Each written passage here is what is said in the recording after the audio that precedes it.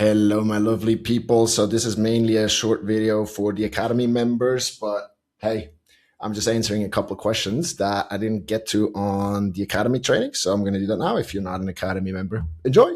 So Caesar was asking, let's say that you're at Nationals. The first day you are going great, and the second day you're not doing really well, or vice versa. Why? Um, I mean, the question is not so much why, it's more like what you do when that happens. So if the first day doesn't go well and the second day, because that's in the past, right? And then the second day goes well, good for you. There's nothing you need to change. But if the first day goes well and then you have a bad race, then what I would do mid competition is you go to your coach after the race, right? You get the feedback, and maybe it's something that you just messed up, and it was just maybe you slipped at the start, maybe you came in like this after the start, right? So there could be an explanation for it. And if there's no explanation for it, what I would do, go and cool down. Okay, really important that you do a good cool down, and then grab a pen and a paper. Okay, and then just set a timer for like 5 minutes and get all your thoughts out of your head and all the worries, all the, oh my God, how's the next race going to go? And I'm so worried. And like, why didn't it work? Just drop it on a piece of paper, close the thing, and put it in your backpack, and then move on, right? It's pretty much is the best thing you can do, because what you need to do is you need to just reset your mind. And I've been talking about this a lot. So for example, when you think about sports like tennis, you have so many exchanges, so many ball exchanges, and some of them are going for you and some of them are not going well for you, right? So there's very good points, and then there's a lot of points that you actually lose. I think Roger Federer said that he only won 53 or 57% of all the balls, and he was for years in a row the world's best number one tennis player, right? So he lost a lot of points, and so it's just like having a bad race and then the ability to reset and then start fresh. We had a t-shirt at the University of Virginia that said, it's always 0-0, because the dual meets are scored in points. And so it always starts at 0-0. And yeah, that was like one of our slogans was, it's always 0-0, for us to remember we're always starting fresh. And so that's the skill to develop. And to help with that, I would use a bit of journaling, drop all the thoughts there, because there's going to be, your mind is going to come in and start like, oh my God, I'm so insecure and stuff. And that's normal, but you want to drop that and park it on a piece of paper, and it will free your mind. And then you go and take care of business and just, again, do the best that you can to be in the present and focus on the things that you can actually control in the present moment. Okay, I hope that helps. Kira, how can I improve my lung capacity? After the turns, I'm struggling. Well, Kira, I hope you really see this. I'm going to just say this. When we do underwaters, like a Monday, that you do not go to the bathroom. Okay. You just, at the moment, so I know Kira personally, because I see her like every other week or so. So it's good that you know that you want to build your lung capacity. And I can also see in the turn you're coming up and you're like struggling with it. So you need to go where it hurts. And that means doing underwaters. With fins, without fins, it doesn't matter. But when you feel like you need to get air, don't get the air and keep going a little bit more, because you'll see it's just a mental thing. The brain will tell you, hey, we need air, but you don't, right? And then it'll come back a meter or two later, hey, now we really need air, and you still don't. And you just have to learn to deal with that pain, knowing that when you're in that uncomfortable feeling, that's when your lungs are growing. Because if you're just kicking underwater until you need air and then you come up for air, there's no, like, the lungs don't have a reason to expand, because you're giving the lungs the air every time they're asking for it. Or every time the brain is asking for it, you give it the air. So there's no reason for them to like become bigger. Okay. So you need to go where it hurts. Okay. There's no way around it. I like in America, I mean, it was so hard. And we did a lot on the waters, like 20, 25s without fins, all out on 35 seconds and stuff. And I mean, we were older, of course, but I mean, it was hard. Like, just thinking about it makes me go nauseous. It's hard. Okay. There's no way around it. Cool. So we'll watch you on Monday, right? Amelie, I think you had multiple questions. So my question was like, why is it harder to train by yourself, and how to keep going when you're tired? But I kind of feel like the answer is going to be screw your feelings. of pain and do it anyway. Yeah, I mean, ideally. So, I mean, why is it easier? I think if you just think about that question, it might be different for everybody else. But for me, swimming alone, it was always really boring. When I go swim now, I jump in, and after like 3 minutes, I'm bored and I get out. But if somebody like Yul is next to me, or my sister, or one of you guys, right, I could swim a set, because it's just more fun to do it together in a group when everybody has goals. Ideally, like in America, you have team goals and everybody's pulling on the same string in the same direction, and people are a bit loud and motivating. I was like, come on, let's go. We got 3 more. We got this. This is so cool. Right. And this, I mean, yeah, in the end of the day, you swim by yourself and you race, unless it's a relay, you race. But even in a relay, you race on your own, so to say. But when you think about it, and so people say, oh, it's such an individual sport. That's what it looks like on TV. But all the training, all the fun in practice, the development, the pain, the emotional up and downs, the recovery stuff in the hot tub, in the cold plunge, right? These are all team activities. And I think swimming is a team sport. For me, it is. All my best friends at this point, I'm 38, right? Many, many, many years later, all my best friends except one, they're all swimmers because we experienced so much together. But that being said, right, Katinka Hossu from Hungary, she used to train alone. And I think there's some interviews that she gave how she's actually dealing with that, to training by herself. But she had her husband there who's coaching her and like always in her face. So you can watch some videos of her and like kind of see what she's saying about it. But yeah, it's difficult. We can just do the best that you can, and then be even happier about it when the whole team is back together. Okay, try to train with the team. You don't want to do this alone.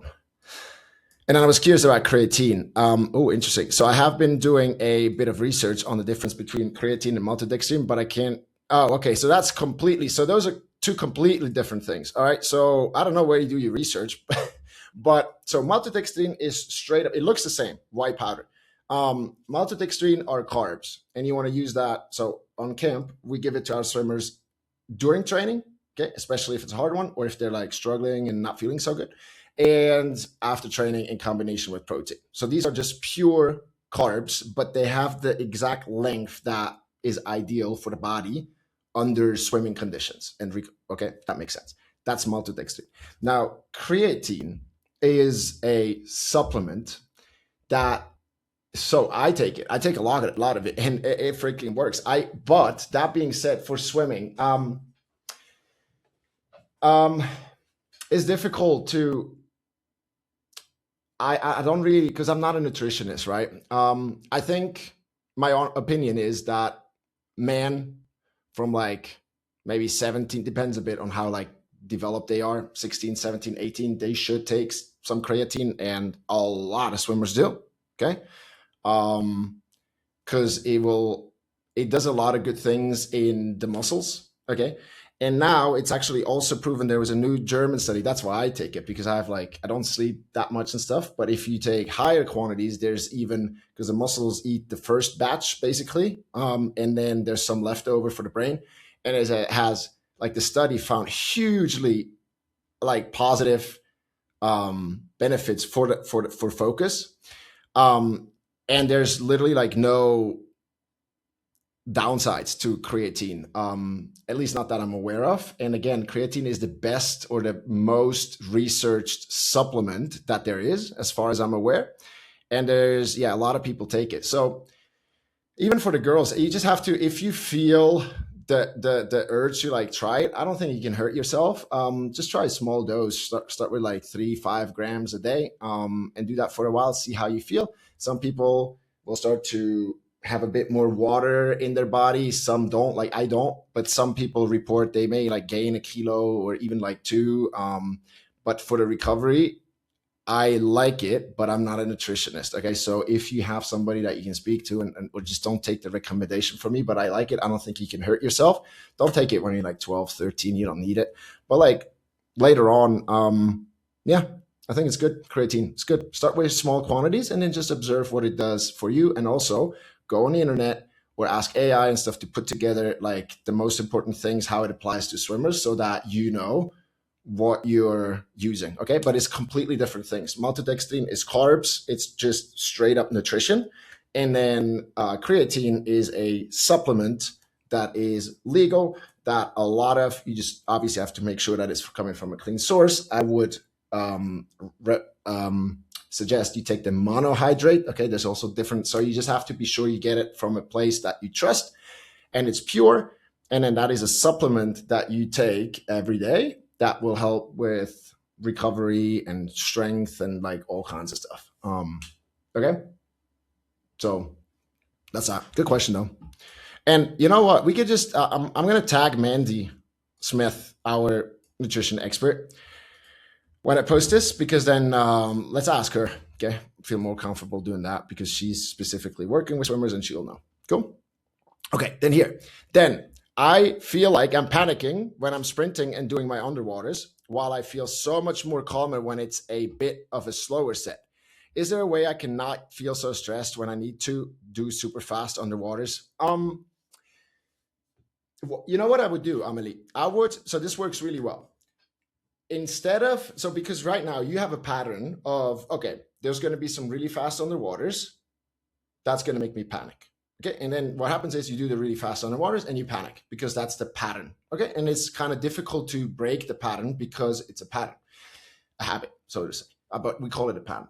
So what you can do is, instead of thinking about, oh, it's fast underwaters, because that's where the focus now is, and then that means panic, right, for you. So what you can do is you just focus on counting your kicks. So next time you do that set, what you try is just count the kicks. Okay, you just go 1, 2, 3, 4. That's the focus, because when you're, just like the Michael Phelps breathing technique, when you're counting and your focus is on counting, it is impossible for you to have any other thoughts, right? Because the focus for human beings is singular. We can jump between different like things. The focus can jump, but it can only be on one thing at the same time. And so if you're counting, then I think what's going to happen is that you're just going to do fast kicks, and that feeling of like panicking is not going to come. Okay, try it. And then please report back wherever and let me know. Would be a good post even, right? You say, okay, this was the problem. This is what you did. And then if it does work, share it in the community. If it doesn't work, also share it in the community. We'll come up with something else. Okay.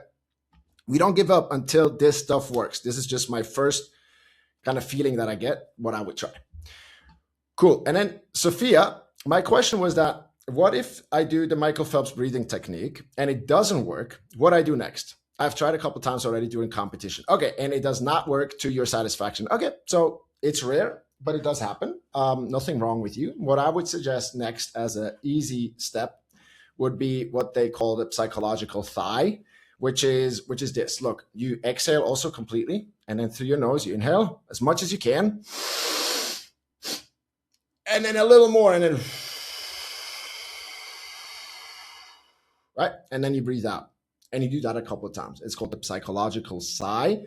You can also Google that. There's YouTube videos and stuff, but that is pretty much start with empty lungs, same thing, because that signals the body, hey, it's cool, it's safe, you can relax.